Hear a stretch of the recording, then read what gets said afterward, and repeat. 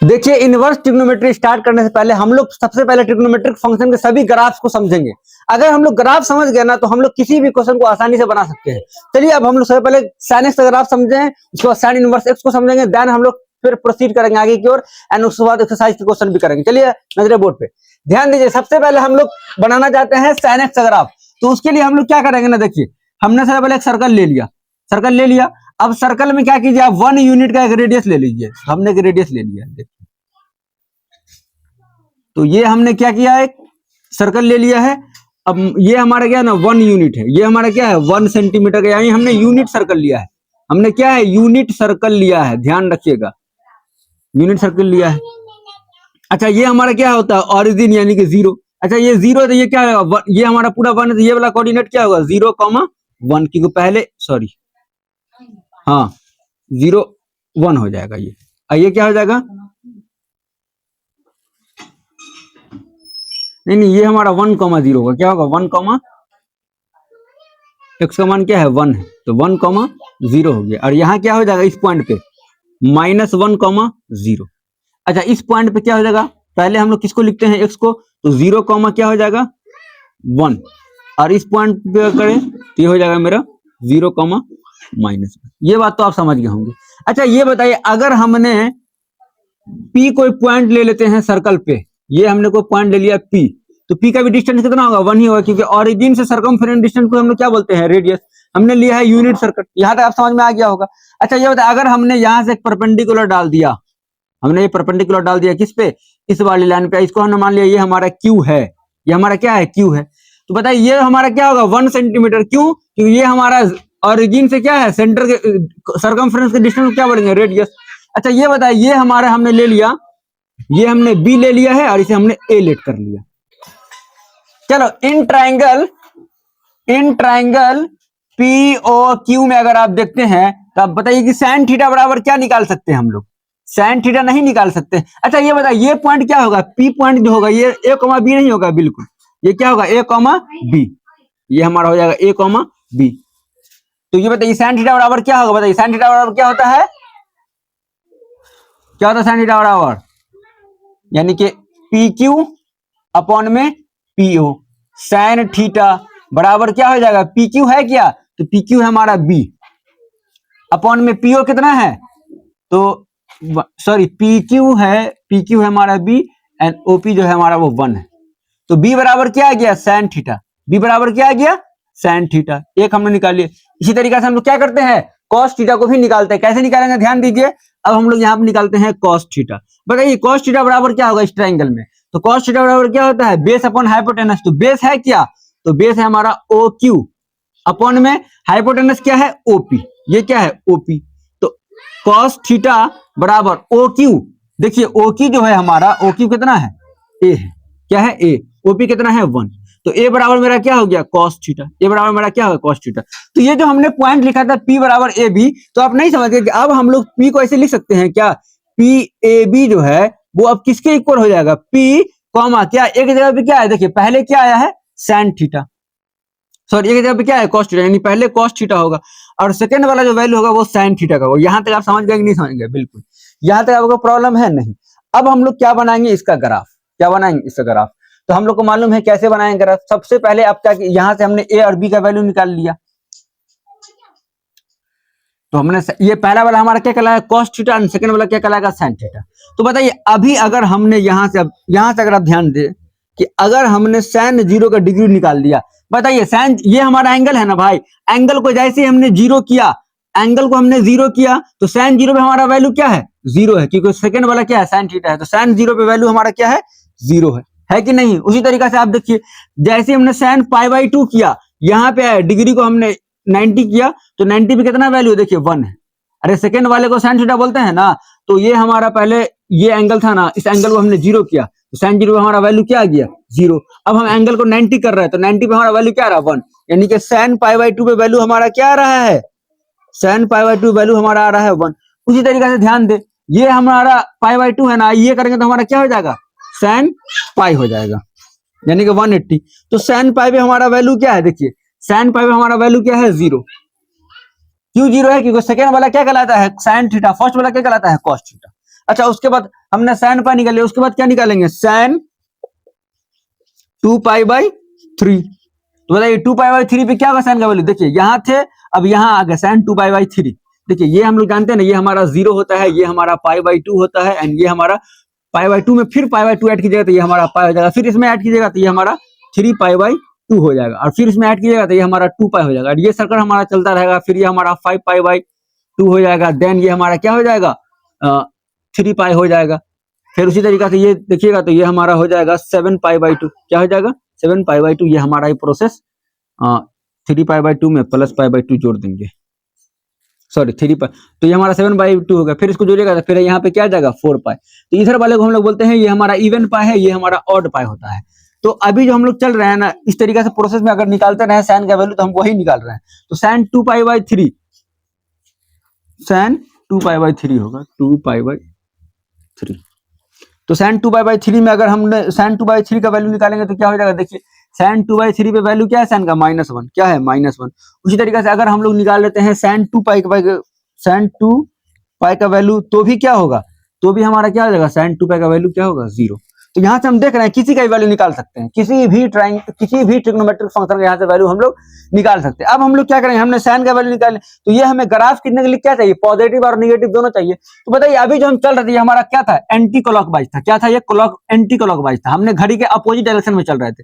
लेकिन अगर हम लोग इस डायरेक्शन में चलेंगे, इस डायरेक्शन में चलेंगे तो हमारा एंगल क्या हो जाएगा, निगेटिव हो जाएगा। तो हम लोग लिख लेते हैं क्या, अगर नहीं समझ आता आप एक और सर्कल बनाइए, हमने एक सर्कल बना दिया, फिर आप क्या कीजिए एक यूनिट सर्कल इस तरह बनाइए, और इस टाइम हमने क्या करते हैं ना कि हमने इसको एक ये ले लिया, ये हमने कोई पॉइंट ले लिया P, और यहां से हमने परपेंडिकुलर डाल दिया। तो अब देख रहे हैं अब जो हमारा रोटेशन है वो इस साइड हो रहा है, क्या हो रहा है इस साइड। पहले हम लोग ऐसे चलते थे, अब हमारा क्या है रोटेशन ऐसे है, ये क्या है मेरा ऐसे है, अब ऐसे है, तो ये हमारा क्या होगा क्लॉकवाइज में एंगल क्या होगा निगेटिव हो जाएंगे। तो एंगल निगेटिव और पॉजिटिव हमेशा वैल्यू अब इसी से निकाल सकते हैं, चाहे तो इसका भी यूज कर सकते हैं, आप इसी से भी निकाल सकते हैं। लेकिन मैं इसको अगर चाहें तो लिखेंगे, ये हमारा क्या होगा A, B हो जाएगा, और ये हमारा 1 हो गया, और इसे आप चाहें तो B लेट कर ले, इसे चाहे तो आप A लेट कर ले, फिर वही फॉर्मूला लगाइएगा, फिर आपको वही मिल जाएगा। तो हम लोग चलिए यहाँ से निकाल लेते हैं साइन 0 का वैल्यू। तो साइन 0 का वैल्यू देखिए अभी हम एंगल कहाँ रख रहे हैं, इस 0 डिग्री पे, क्योंकि अब हमें इधर से चलना है। तो साइन 0 का वैल्यू क्या हो जाएगा बताइए, साइन 0 क्या होता है 0, यानी कि साइन 0 का वैल्यू क्या हो गया 0। अच्छा अब साइन -π/2, ये एंगल हमारा क्या निगेटिव हो जाएगा, यानी साइन -π/2। देखिए साइन -π/2 क्या होगा, तो -1 होगा, देखिए -1 है ना, बिल्कुल। उसी तरीके से अगर आप ध्यान से समझते हैं बताइए कि साइन -π/2 था, फिर साइन -π, तो साइन -π क्या होगा बताइए, तो भैया साइन -π हो जाएगा 0, क्या हो जाएगा 0, क्योंकि सेकंड वाला वैल्यू क्या कहलाता है साइन थीटा। देखिए ये जो हमारा है ना, पहले वाले को बोलेंगे हम लोग ये हमारा कॉस थीटा है, एंड सेकंड वाले को क्या बोलेंगे हम लोग, ये हमारा साइन थीटा है। समझ में आया, बिल्कुल। अब ध्यान दीजिए कि हमने साइन पाई का वैल्यू निकाला, क्या है 0। उसी तरीके से अगर हम लोग साइन 3π/2 का निकाल ले, अच्छा रुकिए एक minute, pi plus π/2, pi plus π/2, तो ये 3π/2 आता है, ये क्या होता है 3π/2, 3π/2 हमने गलत लिख दिया था, तो ये भी हमारा क्या होगा 3π/2। हाँ, तो अगर हमने 3π/2 का वैल्यू निकाला माइनस में, तो ये क्या हो जाएगा 3π/2। देखिए 0 था 90π, ये हो गया मेरा 3π/2, -3π/2 पे मेरा वैल्यू क्या है 1 है, हमारा वैल्यू क्या है 1 है। उसी तरीके से आप निकालना चाहे तो साइन 2π पे भी निकाल सकते हैं। तो साइन 2π बराबर क्या हो जाएगा -2π, तो साइन -2π वैल्यू क्या है 0, तो ये हमारा 0 हो गया। 4π पे भी वैल्यू क्या होगा 0। उसी तरीके से इधर अगर देखिएगा तो 3π पे भी क्या आ जाएगा 0, 2π पे भी 3π पे भी क्या होगा 0, एंड 5π पे भी क्या होगा 0, ये आपने समझ गए होंगे। तो ये हो गया। अच्छा अगर आप ध्यान से समझेंगे तो आप क्वाड्रेंट देखिए, अगर आप समझते हैं क्वाड्रेंट क्या होता है तो आप ध्यान दें कि हमारा फर्स्ट क्वाड्रेंट में देखिएगा ना वैल्यू हमारा ये जो हमारा ये क्या है फर्स्ट क्वाड्रेंट, अरे भैया ये हमारा क्या होता है ना, ये हमारा क्या कहलाता है फर्स्ट क्वाड्रेंट, ये सेकंड क्वाड्रेंट, ये थर्ड क्वाड्रेंट, और ये हमारा क्या होता है फोर्थ क्वाड्रेंट। तो अगर आप ध्यान से समझते हैं ना तो आप देखिए ये फर्स्ट क्वाड्रेंट में जो हमारा ट्रिग्नोमेट्रिक वैल्यू है साइन का वो क्या हो रहा है 0 से 1 हो रहा है। 0 से देखिए ये हमारा 0 है ना, 0 से 1 हो गया। पहले क्वाड्रेंट में 0 था और सेकंड क्वाड्रेंट में यानी 0 to 1 हो गया। पहले यहां से देखिए 0 से वैल्यू हमारा क्या हो गया 1 हो गया, यानी फर्स्ट क्वाड्रेंट में साइन का वैल्यू क्या कर रहा है इंक्रीज कर रहा है। क्या कर रहा है इंक्रीज कर रहा है। कहां से कहां, तो 0 to 1, फ्रॉम 0 to 1। उसी तरह अगर सेकंड क्वाड्रेंट में देखते हैं, देखिए पहले वैल्यू क्या था ना 1, 1 से कितना पे आ गया 0, यानी कि डिक्रीज कर गया। क्या कर गया? डिक्रीज। कहां से कहां? From 1 to 0। ये बात समझ में आ गया। उस तरह थर्ड क्वाड्रेंट को देखिए, तो थर्ड क्वाड्रेंट को हम लोग कैसे देखेंगे? तो थर्ड क्वाड्रेंट को अगर आप देखिएगा तो ये हमारा क्या है? Third quadrant. अब देखिए वैल्यू क्या हो गया? 0 से -1 और डिक्रीज हो गया। थर्ड क्वाड्रेंट में वैल्यू हमारा क्या हो गया? डिक्रीज हो गया। डिक्रीज कहां से कहां? तो 0 से -1। बिल्कुल। अच्छा एक बात और ध्यान दें कि यहां से अगर आप समझ जाएंगे कि यहां -1 से हमारा क्या गया? 0, यानी कि इंक्रीज कर गया वैल्यू। फोर्थ क्वाड्रेंट में हमारा वैल्यू क्या कर गया? इंक्रीज कर गया। समझ रहे हैं कि नहीं समझ रहे? फोर्थ क्वाड्रेंट में हमारा वैल्यू इंक्रीज कर गया। इंक्रीज कहां से कहां किया? तो -1 to 0, -1 to 0। अच्छा एक बात आप ध्यान दे रहे हैं कि साइन का आपने जितना भी वैल्यू निकाला, या तो 0 आया, 1 आया, 0 आया, -1, 0, 0, -1, 0, 1, 0, यानी कि हम लोग जो भी वैल्यू डाल रहे हैं, जो भी हम लोग वैल्यू डाल रहे हैं, हमारे आंसर में केवल 0, -1, +1, 0, -1, +1। इसका मतलब यह है कि इसका जो रेंज है ना दोस्त, इसका जो रेंज है ट्रिग्नोमेट्रिक फंक्शन का, देखिए पहले आप समझिए कि रेंज होता क्या है और एक डोमेन क्या होता है। पहले आप ये समझिए डोमेन क्या है ना। फॉर एग्जाम्पल हमने लिया कोई फंक्शन है y = x + 3, तो जो हम लोग पुट करेंगे इसमें वो क्या कहलाएगा? डोमेन। जैसे हमने पुट किया x = 2, तो ये हमारा 2 क्या कहलाएगा? डोमेन। जो हमारा रिजल्ट आएगा 5, वो क्या कहलाएगा? वो हमारा कहलाएगा रेंज। वो क्या कहलाएगा? रेंज। तो हमने बताया इसमें क्या क्या पुट किए हैं, तो भैया कुछ भी पुट किए हैं, 0 पुट किए हैं, π/2, कुछ भी पुट कर सकते हैं आप। एनी रियल नंबर आप पुट कर सकते हैं। क्या कर सकते हैं? एनी रियल नंबर पुट कर सकते हैं। तो हमारा जो डोमेन होगा वो क्या हो जाएगा? Real number. डोमेन क्या हो जाएंगे? ऑल रियल नंबर्स, कि हम लोग कुछ भी पुट कर सकते हैं। लेकिन रेंज हमारा क्या हो जाएगा बताइए? रेंज हमारा होगा -1 to 1। ध्यान दीजिए हमारा वैल्यू 0 और 1। देखिए -1 to 0 है, पहले होता है, पहले मान लीजिए 0 था, फिर ऊपर गया +1 हो गया, फिर नीचे आया -1 हो गया, यानी कि हमारा जो रेंज है ना वो -1 और 1 के बीच में। ये आप समझ में आया किस तरीके से रेंज निकालते हैं। तो अगर आप ये बात समझ गए तो अब हम लोग क्या कर सकते हैं? ग्राफ खींच सकते हैं। अब कैसे ग्राफ खींचेंगे ध्यान दीजिए। चलिए हम लोग क्या करते हैं ना, ऐसे हमने एक ग्राफ बना लिया, कोई दिक्कत है नहीं। ये हमारा क्या होगा? 0। ये हमारा क्या हो जाएगा? 0। अब मैं क्या कर रहा हूं? पेन का कलर थोड़ा चेंज कर रहा हूं। अब बना, अब अच्छा लगेगा। देखिए अब हमारा पहला क्वाड्रेंट क्या है? 0 to π। अरे भैया 0 to कितना है? π/2। तो हमने ये हमारा 0 है तो हमने ले लिया एक π/2। ये हमारा क्या हो गया? π/2। अच्छा π/2 के बाद सेकंड क्वाड्रेंट कहां से है? π/2 से π। ये हमारा π हो गया सेकंड क्वाड्रेंट में। उसके बाद क्या होगा थर्ड क्वाड्रेंट में? पाई से क्या गया? 3π/2। देखिए 0 से π/2, फिर पाई, फिर 3π/2, क्या हो जाएगा? 3π/2। समझ में आ रहा है कि नहीं समझ में आ रहा? उसी तरीके से अब हमारा क्या हो जाएगा? 3π/2 के बाद 2π। ये हमने ले लिया 2π। उस तरह इधर निगेटिव में भी चले तो ये हमारा क्या हो जाएगा? -π/2। ये हमारा क्या हो जाएगा? -π। एंड ये हमारा क्या हो जाएगा? 3π/2 निगेटिव एंगल। और ये हमारा क्या हो जाएगा? -2π। यहां तक में कोई दिक्कत है? नहीं। अच्छा हमने रेंज में कितना लेना है? देखिए हम, मेरा वैल्यू -1 to 1 ही जा रहा है। इसका मतलब कि अगर हमने यहाँ पे 1 ले लिए और यहाँ पे हमने -1 ले लिया, कोई दिक्कत है? नहीं। चलिए अब हम लोग ग्राफ बनाते हैं, ध्यान दीजिए नजर से। देखिए जब हमारा वैल्यू 0 था तो हमारा हमने जब 0 डिग्री लिया तो हमारा वैल्यू क्या आया? 0 आ गया। जब हमने π/2 तो हमारा क्या आ गया? वैल्यू 1। तो 0 से हमें क्या जाना है? 1 की तरफ। लेकिन ध्यान दीजिए हमारा फर्स्ट क्वाड्रेंट में क्या हो रहा है? इंक्रीज कर रहा है, यानी हमें ग्राफ को इंक्रीज कराना होगा। तो हम 0 से π/2 तो हमने यहां ले गया। देखिए हमारा वैल्यू अभी कितना है? 1 ही ना है। देखिए 1 है ना, 1 बिल्कुल 1 है। तो अब हम लोग क्या करेंगे? यहां से हम लोग चले आए 0 से π/2 पे। अब ध्यान दीजिए सेकंड क्वाड्रेंट कहां से कहां स्टार्ट होता है? तो π/2 से π की तरफ। और सेकंड क्वाड्रेंट में वैल्यू क्या होता है? 1 to 0, यानी कि अब हमें डिक्रीज करना होगा। π/2 पे हमारा वैल्यू क्या होता है? 1 to 0। देखिए π/2 पे हमारा वैल्यू क्या था? 0। तो 0 पे हमने आ गए ना, बिल्कुल। अच्छा थर्ड क्वाड्रेंट में क्या होता है? ध्यान दीजिए थर्ड क्वाड्रेंट में अगर आप ध्यान दीजिएगा तो 0 to -1, यानी कि थर्ड क्वाड्रेंट कहां से स्टार्ट होता है? पाई से 3π/2 के बीच, यानी कि हमारा जो है वो 0 से -1 चला गया, यानी वैल्यू डिक्रीज कर गया। तो यहां से आप डिक्रीज करें और यहाँ पे हम लेके चले आए, ये हमारा क्या हो गया? -1। ध्यान दीजिए ये हमारा सामने में है ना, थोड़ा सा इसको आप ऐसे कर लीजिए, इसको कभी भी आप अच्छे से बना सकते हैं। तो ये हमारा क्या हो गया? -1।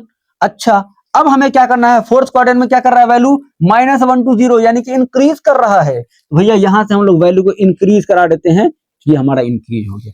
उसी तरीके से ग्राफ कहां बना सकते हैं हम लोग, तो ग्राफ हम लोग उसका अपोजिट डायरेक्शन बना सकते। देखिए निगेटिव वाले में देखिए 0 पे 0 था, -π/2 से आंसर मेरा क्या था -1, यानी कि हमें इन क्या करना पड़ेगा भैया, -1 पे लाना पड़ेगा। ये हमने लिया है -1 पे, मतलब थोड़ा ऐसे कीजिए, थोड़ा ये अच्छा से बन जाए ग्राफ, समझ में आया। ये ऐसे है ना, तो ऐसे हो गया। उसके बाद देखिए -π/2, -π वैल्यू क्या है 0, यानी कि -π पे आपको वैल्यू क्या कर देना है 0, समझ में आ गया होगा आपको। अच्छा 3π/2 वैल्यू क्या है, -3π/2 1, यानी कि इसके रेंज में आप चलिए 3π/2 वैल्यू हमारा क्या आना चाहिए 1, यानी कि ये रहा, समझ में आया। बिल्कुल उसी तरीके से देखिए 2π पे क्या है, -2π पे 0, यानी कि वैल्यू को आप क्या कर दीजिए 0, तो ये हमारा क्या हो गया 0। तो ये हमारा हुआ साइन का ग्राफ, ये हमारा क्या हुआ साइन का ग्राफ। लेकिन हमें तो पढ़ना है इनवर्स ट्रिग्नोमेट्री, लेकिन इनवर्स ट्रिग्नोमेट्री पढ़ने से पहले आप मेरा दो बात को याद रखिएगा। पहले आप ये ग्राफ को अच्छे समझ लीजिए, ये आपने ग्राफ समझ लिया, क्योंकि अब मैं मिटाऊंगा, जगह कम है। पहले आप ये तरीका समझिए किस तरीके से निकाला जाता है। आपने ऊपर ऊपर पढ़ लिया, चलो भैया ऐसे निकालते, लेकिन आपको एक्चुअल में निकालने आना चाहिए कि किस तरीका से हम लोग किसी भी ट्रिग्नोमेट्रिक फंक्शन ग्राफ फाइंड करते हैं। चलिए हम लोग फाइंड करते हैं, कैसे फाइंड करेंगे, सॉरी हमने तो फाइंड कर लिया है। अब ध्यान दीजिए, तो इसका देखिए, इसका रेंज क्या है, -1 to 1, इसका डोमेन क्या है, एनी रियल नंबर, डोमेन क्या है, एनी रियल नंबर। अब हम लोग पढ़ने वाले हैं इनवर्स ट्रिग्नोमेट्रिक फंक्शन। लेकिन इनवर्स ट्रिग्नोमेट्रिक फंक्शन हम लोग तभी पढ़ सकते हैं, हमने बताया था कि इनवर्स फंक्शन होने के लिए दो शर्त को मानना जरूरी है। पहला कि फंक्शन हमारा 1 1 होना चाहिए, एंड सेकेंड हमारा फंक्शन ऑन टू फंक्शन होना चाहिए। तो हम लोग पहले ये समझते हैं कि 1 1 फंक्शन होता है क्या है, ऑन टू फंक्शन क्या होता है। चलिए मिटा रहे हैं थोड़ा। कोई भी फंक्शन हमारा इनवर्स फंक्शन तभी कहलाएगा, इनवर्स फंक्शन तभी कहलाएगा जब फंक्शन हमारा क्या हो, बाइजेक्टिव हो। बाइजेक्टिव कहने का मतलब हमारा फंक्शन क्या होना चाहिए, 1 1 फंक्शन होना चाहिए। क्या होना चाहिए, 1 1 फंक्शन होना चाहिए। और सेकेंड में हमारा many one, sorry onto function होना चाहिए। क्या होना चाहिए, ऑन टू फंक्शन होगा। अगर ये कोई फंक्शन अगर इनवर्स कहलाएगा तभी जब वो इस तरह के पैटर्न को फॉलो करता हो। पहले देखिए कि हमारा इनवर्स फंक्शन हम लोग 1 1 फंक्शन किसको बोलते हैं, जब एक आउटपुट का, सॉरी एक इनपुट का एक ही आउटपुट निकले। जैसे फॉर एग्जांपल हमने कोई वैल्यू लिया fx इज इक्वल टू, हमने कोई फंक्शन लिया x3 यानी x3। अब हम अगर f1 डालते हैं तो हमारा वैल्यू क्या आएगा 1, f2 डालते हैं तो हमारा वैल्यू क्या आ जाएगा 8, f3 डालते हैं तो हमारा वैल्यू क्या आ जाएगा 27। देख रहे हैं हर इनपुट के लिए आउटपुट हमारा क्या है, अलग अलग है।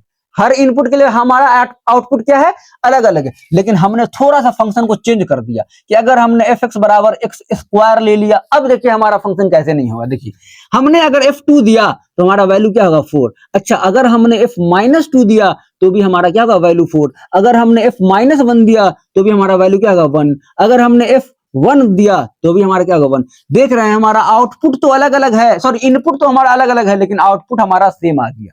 जब एक एलिमेंट के आउटपुट सेम आने लगे इसका मतलब वो हमारा 1 1 फंक्शन नहीं हो सकता है। 1 1 फंक्शन तभी होगा जब एक एलिमेंट के एक ही इमेज हो। जैसे फॉर एग्जांपल 1 2 3 4 और इधर लिखा हुआ A B C D है, तो हर एलिमेंट का एक ही इमेज रहता है, एक ही। तो इसको हम लोग क्या बोलेंगे, हमारा 1 1 फंक्शन है। कुछ और एग्जांपल देख लीजिए, जैसे ये हमारा है, ये हमारा दे रखा है 1 2 3 4 और ये हमारा दे रखा है A B C D E। तो ये हमारा क्या होगा 1 1 फंक्शन, ये हमारा क्या होगा 1 1 फंक्शन। आपको लगता होगा कि यहाँ छूट गया, नहीं, इधर वाले से मतलब इस वाले एलिमेंट के हर डिस्टिंक्ट एलिमेंट इस वाले में होने चाहिए। अगर ऐसा है तो वो हमारा फंक्शन 1 1 है। तो आप समझ में आ गया 1 1 फंक्शन क्या होता है। लेकिन अगर आप ट्रिग्नोमेट्रिक केस में देखते हैं तो वो हमारा ट्रिग्नोमेट्रिक 1 1 नहीं है। क्यों, देखिए आप ध्यान दें कि sin π/2 में वैल्यू हमारा क्या है 1 है कि नहीं है, बिल्कुल। उसी तरीका से sin 3π/2 में वैल्यू क्या है 1 है। देखिए हमने आपको बताया था ना कि sin 0 पे वैल्यू क्या था, sin 0 पे वैल्यू क्या था 0। यहां ध्यान दिए sin 0 डिग्री पे वैल्यू कितना था 0। sin π/2 पे वैल्यू, sin π/2 पे वैल्यू कितना था, sin π/2 पे वैल्यू क्या था 1। अरे sin π/2 वैल्यू क्या है 1। इस तरीके से sin π पे वैल्यू क्या हो गया, sin π पे वैल्यू क्या है, देखिए 0 नहीं है 0। अब देख रहे हैं अलग अलग आउटपुट क्या आ गया, एक ही इनपुट आ गया। इसका मतलब ट्रिग्नोमेट्रिक फंक्शन जितने भी हैं वो पहले ये समझिए, जैसे हमने दिया 0 डिग्री, इधर हम दे देते हैं कुछ, तो ये 0 1 3 4। देखिए साइन पाई बाई 2 पे वैल्यू हमारा क्या दिया, फिर साइन पाई पे वैल्यू क्या दिया, साइन 0 पे क्या था 0, साइन पाई बाई 2 पे कितना था 1, साइन पाई पे क्या गया 0, यानी कि दो आउटपुट के एक ही इनपुट आ गया। इसका मतलब जितने भी हमारे ट्रिग्नोमेट्रिक फंक्शन होते हैं ना, उसका हम लोग इनवर्स फाइंड नहीं कर सकते, क्योंकि इनवर्स के लिए पहले तो 1 1 फंक्शन होना चाहिए, और जितने भी ट्रिग्नोमेट्रिक फंक्शन है 1 1 फंक्शन है ही नहीं, तो उसका इनवर्स फंक्शन पॉसिबल ही नहीं। तो बोलोगे चैप्टर दिया क्यों है, हाँ हम लोग पढ़ सकते हैं। अच्छा उससे पहले आप ये बात भी समझ लें कि हम लोग ऑन टू फंक्शन किसे कहते हैं, ऑन टू फंक्शन होता क्या है। देखिए ऑन टू फंक्शन क्या होता है ना, इस वाले एलिमेंट के हर का प्री इमेज इसमें होना चाहिए। जैसे फॉर एग्जांपल हमने ये ले लिया,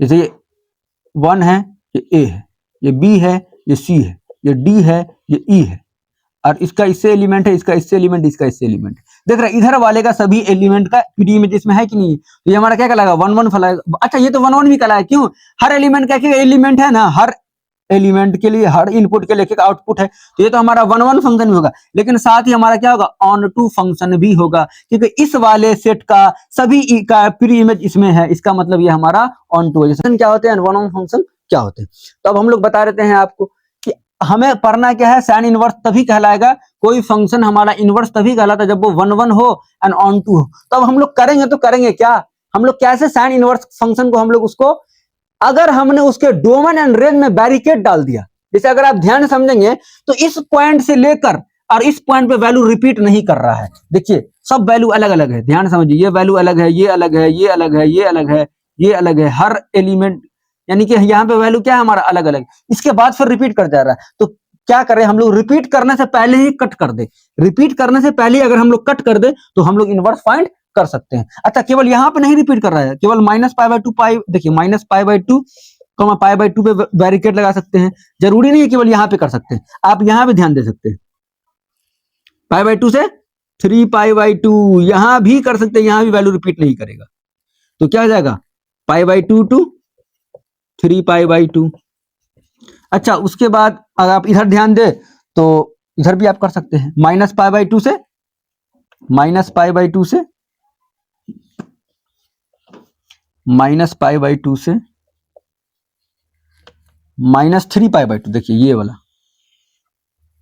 -3π/2।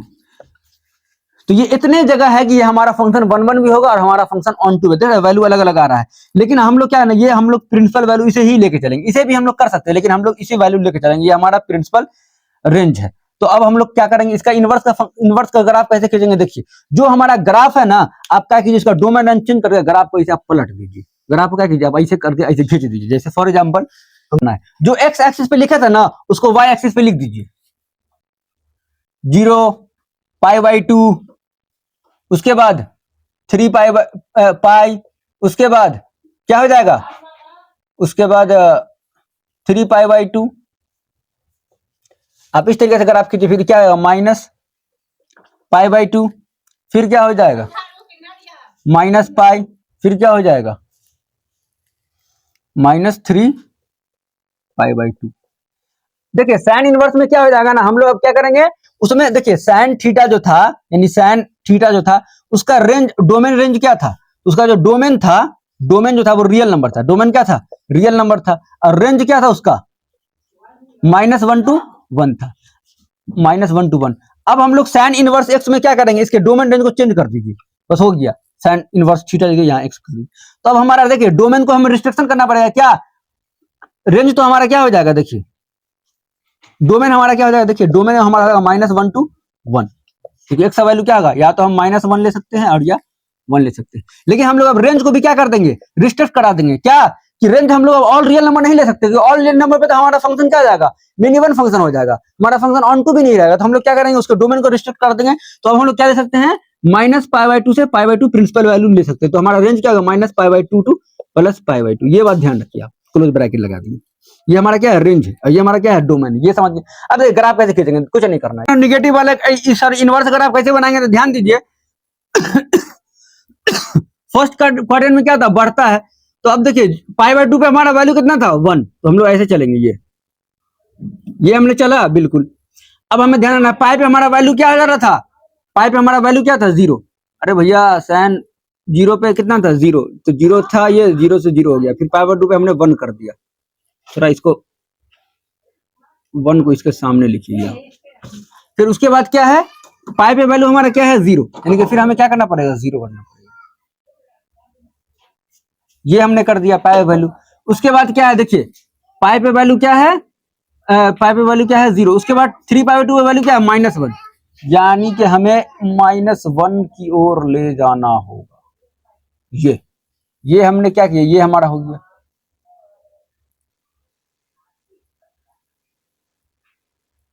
थोड़ा इसको अच्छे से बना लीजिएगा, बोर्ड पे बन नहीं रहा।